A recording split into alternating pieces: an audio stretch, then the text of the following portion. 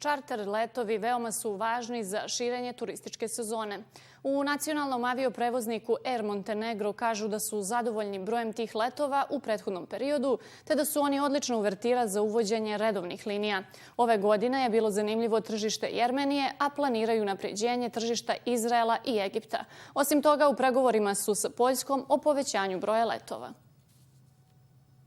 Čarter letovi u odnosu na redovne letove imaju brojne prednosti. Jedna od njih je direktna linija. Ukoliko želite biti na određenoj destinaciji u određeno vrijeme, taj vid letenja je pravi izbor. Ove letove većinom organizuju turističke agencije, a vezuju se i za kulturne, umjetničke i sportske događaje, a ponekad to mogu biti i same aviokompanije.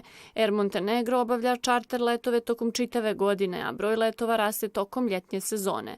Iz te kompanije kažu da je čarter saobraćaj veoma važan za širenje sezone. Mi se obraćamo od aprila do oktobra iz Crne Gore ka Izraelu. Tokom sezone to je bilo 3 leta nedeljno, znači u kontinuitetu i broj putnika je u konstantnom rastu.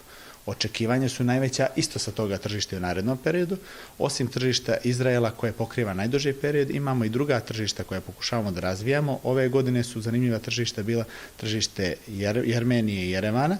Znači imali smo i čarter letove koji su se obavljali sa velikim avionom iz Jermenije. Imali smo tržište od Evrope, tu su nam bili turisti iz Poljske i iz Austrije. Pižurica kaže da su zadovoljni realizacijom čarter letova u prethodnom periodu. Kako kaže, Crna Gora je prepoznata kao turistička destinacija, a čarteri omogućavaju da bude povezana sa gradovima i zemljama koje nemaju direktnu avioliniju. Na taj način se omogućava i crnogorskim hotelijerima i svima koji se bave turizmom da popune svoje kapacitete.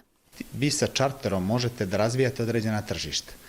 Sa čarterom možete bukvalno i da ispitujete tržišta. Krenete sa manjim kapacitetom, onda se pojačava kapacitet i definitivno čarter bi mogao da bude neka kao najava za redovne letove. Iz nacionalne aviokompanije navode da su čarter letovi odlična uvertira za stvaranje redovnih aviolinija.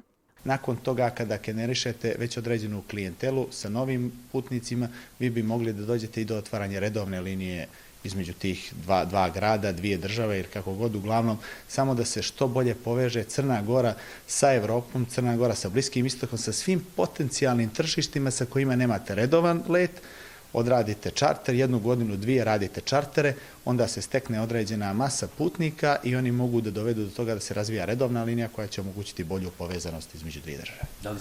U narednih nekoliko mjeseci imaće precizne informacije o planu za narednu sezonu, kaže Pižurica, i dodaje da imaju dosta planova. Osnovni je unapređenje tržišta Izraela i Egipta, a trenutno pregovaraju i sa partnerima iz Poljske gdje očekuju uvećanje kapaciteta.